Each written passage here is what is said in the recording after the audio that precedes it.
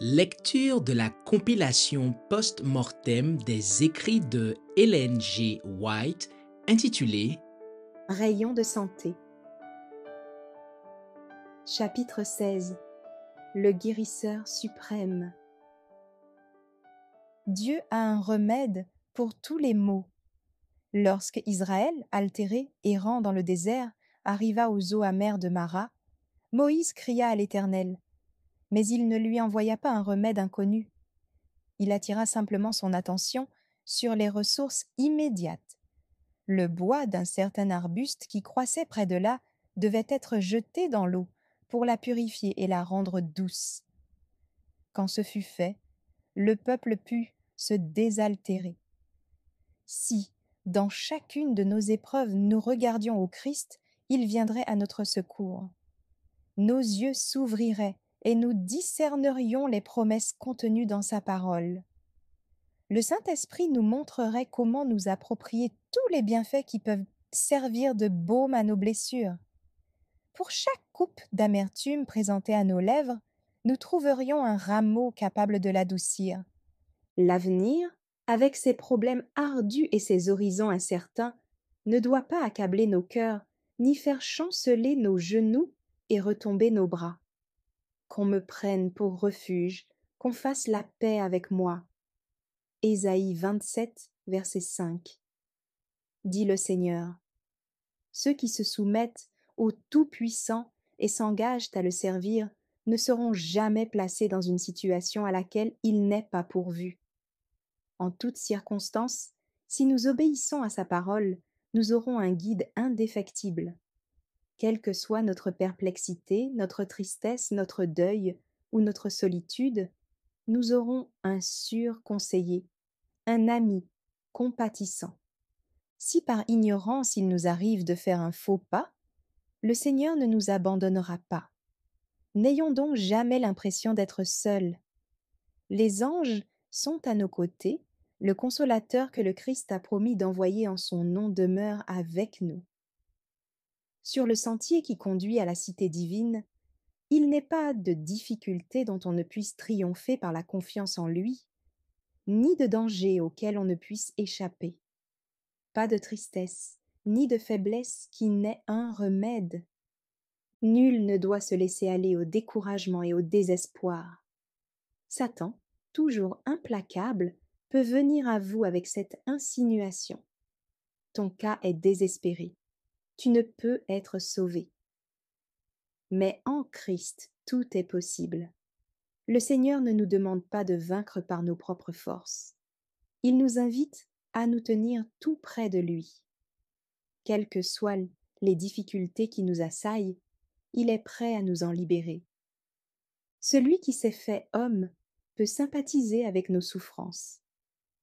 Non seulement il connaît chacun de nous, nos besoins particuliers, nos épreuves, mais aussi tout ce qui est de nature à nous faire de la peine ou à nous obséder.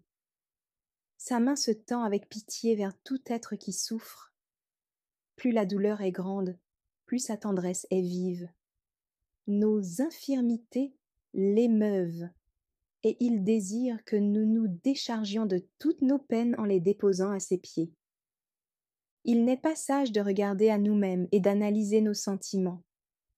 Si nous le faisons, l'ennemi nous présentera des difficultés et des tentations qui affaibliront notre foi et détruiront notre courage. Scruter ses émotions et s'abandonner à ses impressions, c'est s'exposer aux doutes, aller au-devant des difficultés. Détournons les regards de nous-mêmes et portons-les sur Jésus. Lorsque les tentations nous assaillent, lorsque les soucis, l'incertitude, les ténèbres nous environnent, pensons au lieu où, pour la dernière fois, nous avons vu la lumière. Comptons sur l'amour du Christ et plaçons-nous sous sa protection. Lorsque le péché cherche à nous dominer, lorsque la culpabilité nous oppresse et charge notre conscience, lorsque le doute assombrit notre esprit, souvenons-nous que la grâce du Christ suffit pour nous assurer la victoire et bannir les ténèbres.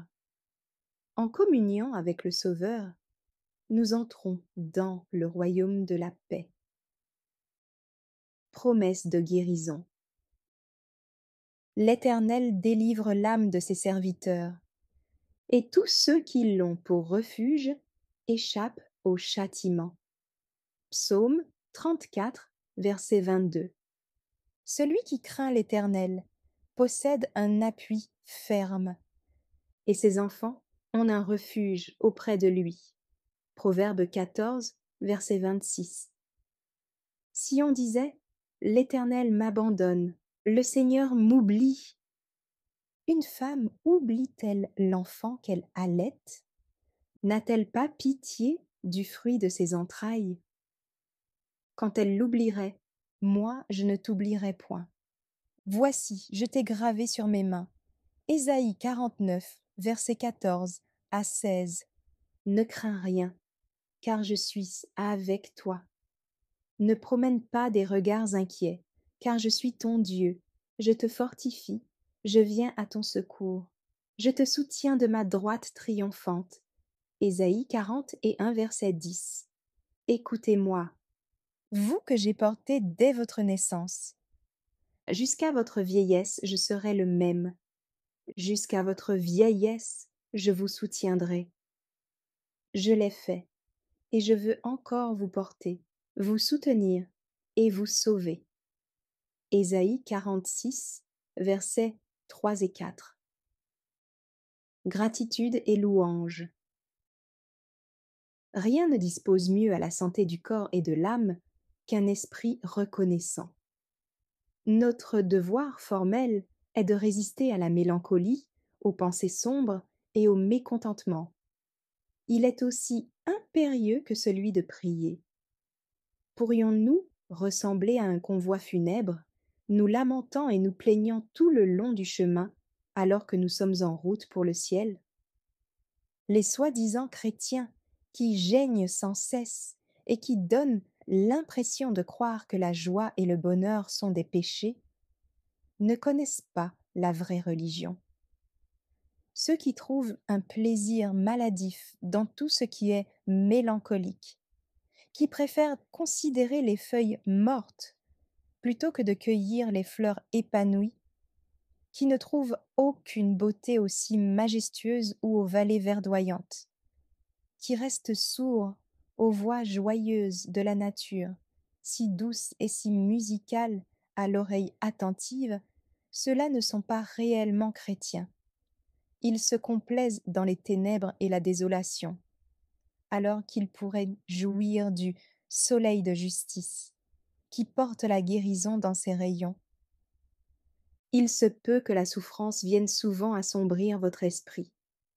Dites-vous alors que Jésus vous aime et qu'il comprend votre faiblesse. Reposez-vous simplement dans ses bras. Une loi naturelle veut que les sentiments et les pensées se renforcent en les exprimant. Mais si les mots suivent les pensées, il est vrai aussi qu'ils les font naître. Si nous extériorisions mieux notre foi, si nous nous réjouissions davantage des bénédictions dont nous sommes les objets, la miséricorde et l'amour de Dieu, cette foi serait plus grande et notre joie plus intense. Aucune langue ne saurait exprimer, aucun esprit concevoir les bienfaits qui découlent de l'appréciation de la bonté et de l'amour de Dieu. Même ici-bas, notre joie peut ressembler à une source intarissable parce qu'elle est alimentée par les eaux vives qui s'échappent du trône de Dieu. Habituons-nous donc à louer le Seigneur pour son amour incomparable. Efforçons-nous de vivre à la lumière de la croix du Calvaire. N'oublions jamais que nous sommes les enfants du Roi des cieux, des fils et des filles de l'Éternel des armées. C'est notre privilège de rester calme en Dieu. Que la paix de Christ règne dans vos cœurs et soyez reconnaissants. Colossiens 3, verset 15.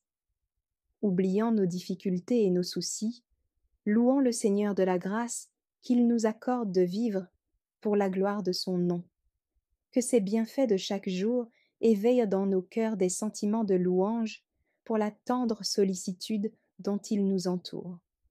À votre réveil, Remerciez-le de vous avoir gardé pendant la nuit et pour la paix qui règne dans votre cœur. Le matin, à midi et le soir, que votre gratitude, tel un encens, s'élève vers le ciel. Si l'on s'informe de votre santé, ne répondez pas de manière à vous attirer la sympathie. Ne parlez pas de votre manque de foi, de vos soucis, de vos peines. Le tentateur se réjouit lorsqu'il entend de telles plaintes, car c'est le glorifier que de s'entretenir de sujets attristants. Nous ne devons pas nous appesantir sur la grande puissance qu'a Satan de nous vaincre. En le faisant, nous nous livrons nous-mêmes entre ses mains. Parlons plutôt du pouvoir merveilleux que déploie notre Dieu pour nous unir à lui. Entretenons-nous de l'incomparable puissance du Christ et de sa gloire. Le ciel tout entier s'intéresse à notre salut. Les messagers célestes, par milliers et myriades de myriades, sont au service de ceux qui doivent hériter la vie éternelle. Ils nous préservent du mal et repoussent les puissances des ténèbres qui s'acharnent à nous perdre. N'avons-nous pas lieu d'être reconnaissants à chaque instant, alors même que des difficultés apparentes se dressent sur notre sentier? Chant de louange. Notre gratitude devrait s'exprimer par des cantiques. Lorsque nous sommes tentés, au lieu de donner libre cours à nos sentiments, chantons les louanges de Dieu. Le chant est une arme dont on peut toujours se servir contre le découragement. En ouvrant ainsi nos cœurs à la lumière qu'apporte la présence du Sauveur, nous pouvons jouir de la santé et de la bénédiction divine. Louez l'Éternel, car il est bon, car sa miséricorde dure à toujours. Qu'ainsi disent les rachetés de l'Éternel, ceux qu'il a délivrés de la main de l'ennemi. Psaume 107, versets 1 et 2. Chantez, chantez en son honneur. Parlez de toutes ses merveilles. Glorifiez-vous de son saint nom. Que le cœur de ceux qui cherchent l'Éternel se réjouisse. Psaume 105, versets 2 et 3. Il a satisfait l'âme altérée. Il a comblé de bien l'âme affamée. Ceux qui avaient pour demeure les ténèbres et l'ombre de la mort vivaient captifs dans la misère et dans les chaînes. Dans leur détresse, ils crièrent à l'Éternel, et il les délivra de leurs angoisses. Il les fit sortir des ténèbres et de l'ombre de la mort, et il rompit leurs liens. Qu'ils louent l'Éternel pour sa bonté et pour ses merveilles en faveur des fils de l'homme. Psaume 107, versets 9 à 15. Pourquoi t'abats-tu, mon âme, et gémis-tu au-dedans de moi? Espère en Dieu, car je le louerai encore. Il est mon salut et mon Dieu. Psaume 42, verset 11. Rendez grâce en toutes choses, car c'est à votre égard la volonté de Dieu en Jésus-Christ. 1er Thessaloniciens 5, verset 18. Ce commandement nous donne l'assurance que même les choses qui paraissent être contre nous sont pour notre bien. Dieu ne nous demanderait pas d'être reconnaissants pour ce qui pourrait nous nuire. L'Éternel est ma lumière et mon salut. De qui aurais-je crainte? L'Éternel est le soutien de ma vie. De qui aurais-je peur? Psaume 27, verset 1. Il me protégera dans son tabernacle au jour du malheur. J'offrirai des sacrifices dans sa tente au son de la trompette. Je chanterai, je célébrerai l'Éternel. Psaume 27, versets 5 et 6. J'avais mis en l'Éternel mon espérance, et il s'est incliné vers moi. Il a écouté mes cris. Il m'a retiré de la fosse de destruction, du fond de la boue. Et il a dressé mes pieds sur le roc. Il a affermi mes pas. Il a mis dans ma bouche un cantique nouveau, une louange à notre Dieu. Psaume 40, versets 2 à 4. L'Éternel est ma force et mon bouclier. En lui mon cœur se confie, et je suis secouru. J'ai de l'allégresse dans le cœur, et je le loue par mes chants. Psaume 28, verset 7. Faire le bien. L'un des plus sûrs moyens d'entraver la guérison d'un malade, c'est qu'il concentre ses pensées sur lui-même. Beaucoup d'invalides croient que chacun leur doit secours et sympathie, alors que ce dont ils ont besoin, c'est de détourner leur attention d'eux-mêmes et de penser aux autres. On sollicite souvent nos prières en faveur des affligés et des découragés, et c'est une bonne chose. Nous devons demander à Dieu d'éclairer l'âme enténébrée, de consoler le cœur affligé. Mais le Seigneur ne répond à nos prières que si ceux en faveur desquels nous l'implorons se trouvent dans des dispositions voulues pour qu'il puisse les bénir. C'est pourquoi, tout en priant pour les affligés, nous devrions les encourager à s'occuper de ceux qui sont plus malheureux qu'eux-mêmes, en essayant de faire connaître à d'autres la source de notre réconfort. Nous nous faisons du bien à nous-mêmes. Le 58e chapitre d'Ésaïe est une véritable prescription pour les maladies du corps et de l'âme. Si nous désirons jouir de la santé et du bonheur, nous devons mettre en pratique les règles qui s'y trouvent. Le Seigneur nous parle en ces termes du service qu'il accepte et des bénédictions qui en découlent. Partage ton pain avec celui qui a faim, et fais entrer dans ta maison les malheureux sans asile. Si tu vois un homme nu, couvre-le, et ne te détourne pas de ton semblable. Alors ta lumière poindra comme l'aurore, et ta guérison germera promptement. Ta justice marchera devant toi, et la gloire de l'Éternel t'accompagnera. Alors tu appelleras, et l'Éternel répondra.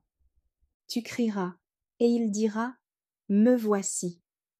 Si tu éloignes du milieu de toi le joug, les gestes menaçants et les discours injurieux, si tu donnes ta propre subsistance à celui qui a faim, si tu rassasies l'âme indigente, ta lumière se lèvera sur l'obscurité, et les ténèbres seront comme le midi.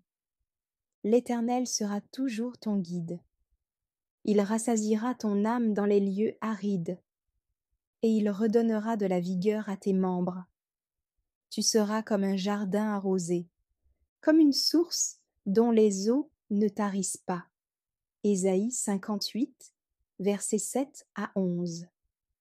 Les bonnes actions sont un double bienfait, car elles profitent à la fois à celui qui les fait et à celui qui en est l'objet.